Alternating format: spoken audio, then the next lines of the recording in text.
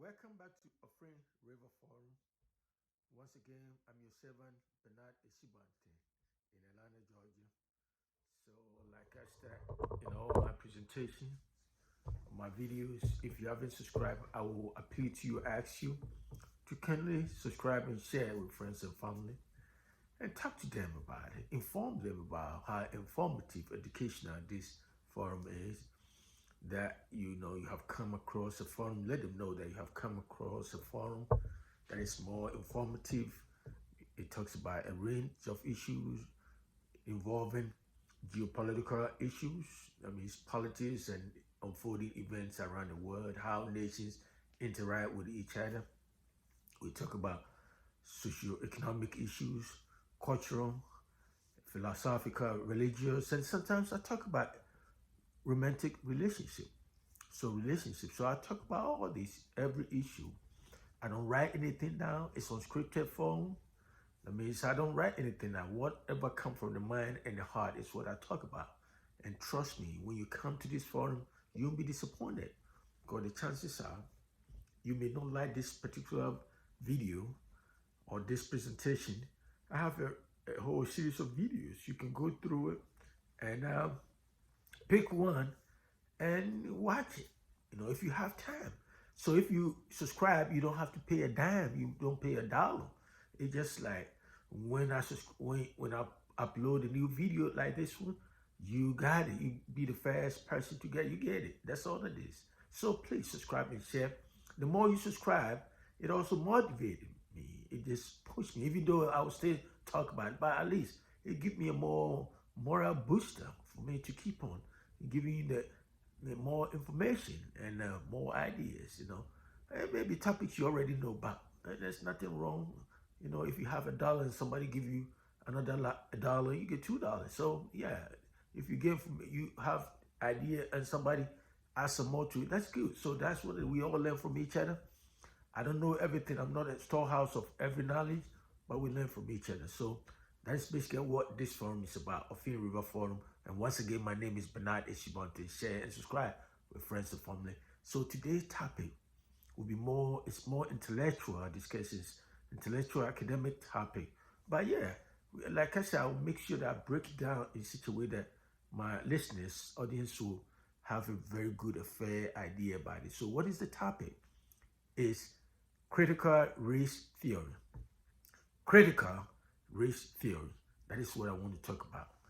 And the major theme of my discussion today about critical race theory will be focused on one, the definition. What is critical race theory? And its evolution, how it comes or how it came about. And why is it that it has become so hot-button topic, controversial topic in the United States. I know if you don't live in the United States, or maybe where we have multiracial society, maybe Britain, I don't know much about that, but you probably would know what it is. But it's a theory that has come about and it has generated a lot of controversy, a lot of argument. It's under attack in United States, public policy arena. So, what is or what constitutes critical race theory? As the name implies, race, critical. Like there were a group of people somewhere in the late 1970s and early 1980s. One of them was Richard Delgado, Mexican American, and they came up with a concept, academic concept called critical race theory. And what is it about? They said critical race theory is a social, they said race, they say race, according to the theory of critical race, critical race theory, it says that race like RACE, racism or race is a social construct, according to the proponent or the supporters or the architects of critical race theory. They said race is a social construct or societal construction in either society or a country where you find race. It was created by that society, or human beings created the concept of race because, say, for example, white race, black race, uh, um, Chinese race, wherever Asian race, there's no such thing as black race, white race, or wherever. We have only human race. Human race, that's it. Whether you're black, white, yellow, or whatever, we all belong to one Homo sapiens. We all one race. And so if anybody talk about race, this, black race, whatever, that's not true. So that is what critical race uh, proponent, they said race is social construct. And society created it either to use it for classification purpose or to try to bring other people down or to make people feel inferior and superior and wherever. That's all this is about. In actual fact, race is, there's no such thing as this race or this race. Is one race.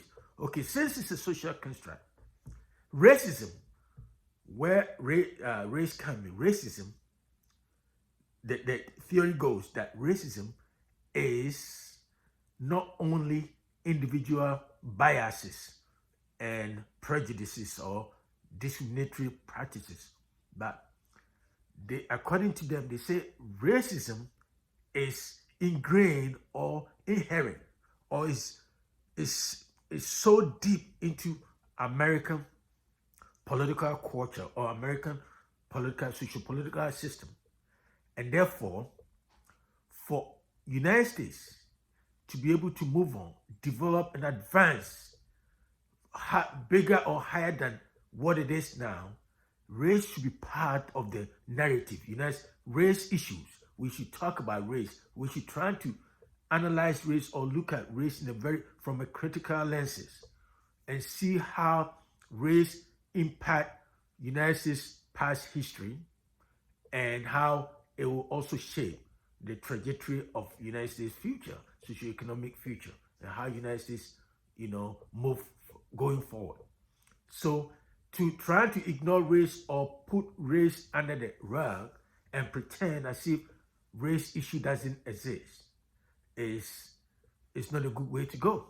So that is what, in a simplistic term, that is what critical race theory contends or argue that, if you look at United States social and civil institutions such as healthcare system, educational system, criminal justice system, political system, all the legal system and police system, all kind of stuff.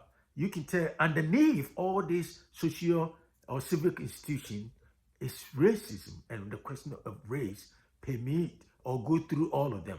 And so anybody who want to have a very serious discussion about equality, if we talk about equality or the fact that United States is built on the due process or the equal protection clause in the 14th Amendment, everybody is equal before the law. If that argument is to hold true, then the question of race has to be part of the narrative, because if you look at all these civil institutions and social institutions I've mentioned, healthcare system, criminal justice system, and all that, underneath all this or within them is a form of racist, policies or that you may not see, but beneath the radar is there.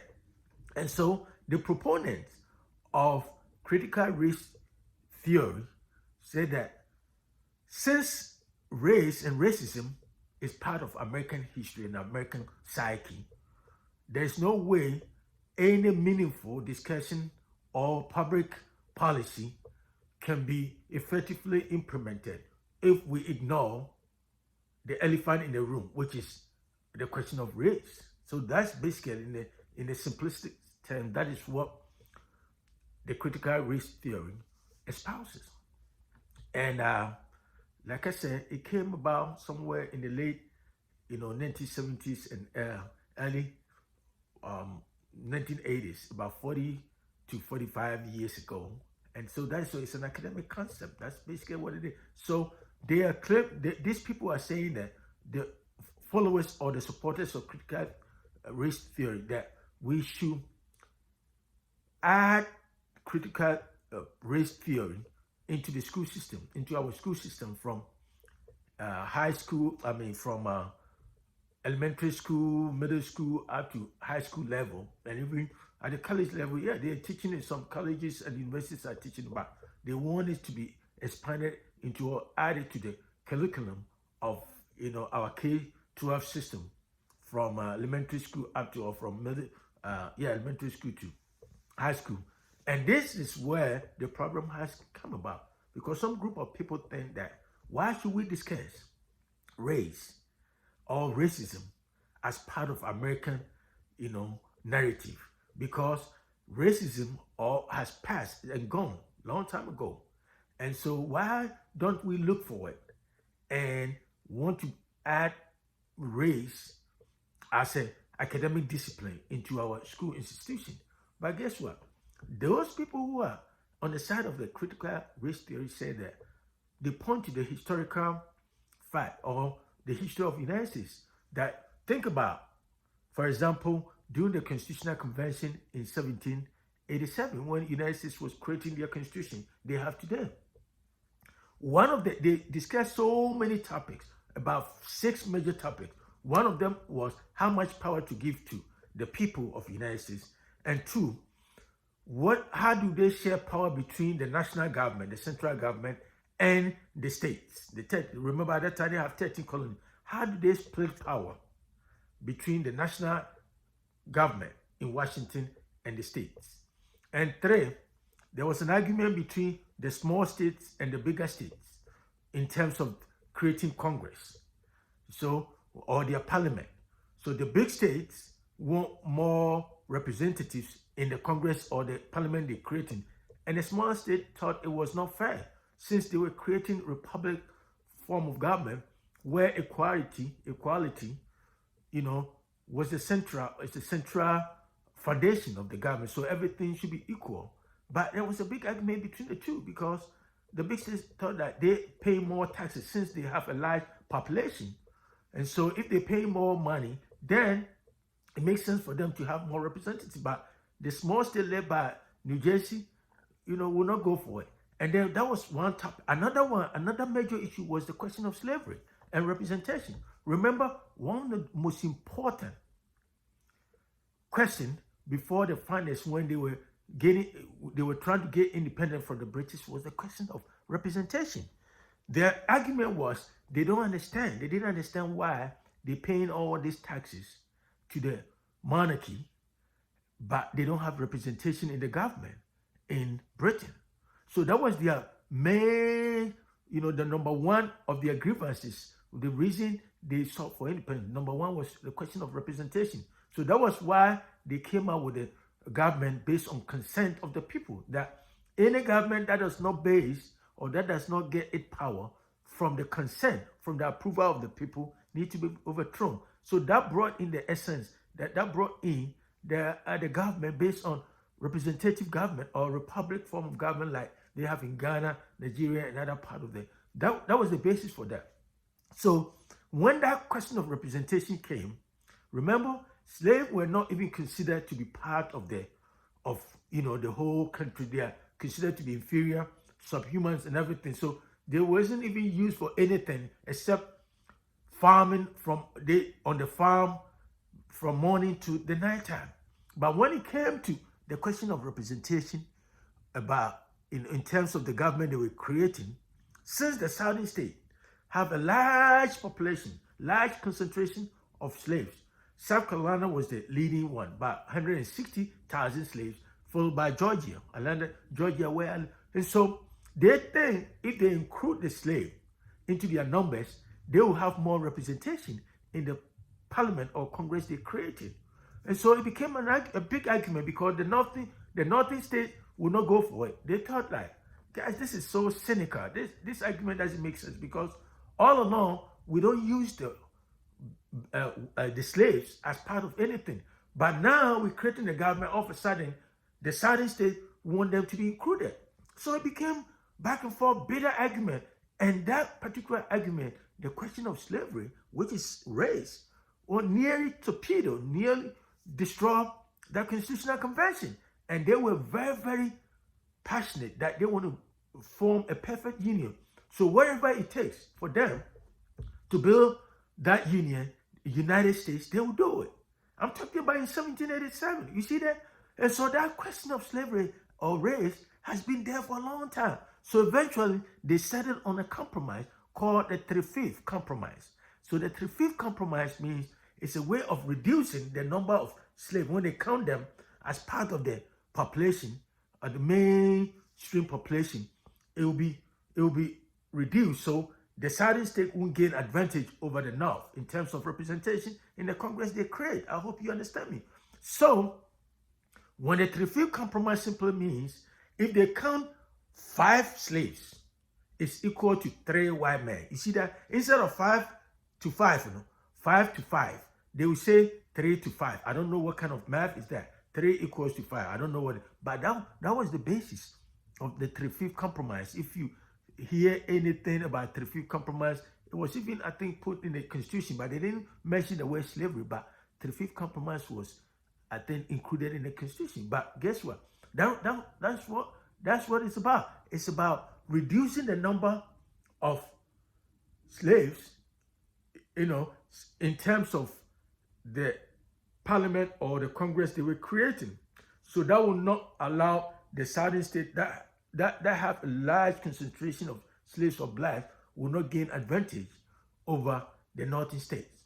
So that was the basis of. So I'm saying all this to let you know that slave and race, the question of race, has been part and parcel of the narrative of American political trajectory since 1787 to this point. And so that is the argument of the critical race theory proponent, that race has been part of this United States since the beginning.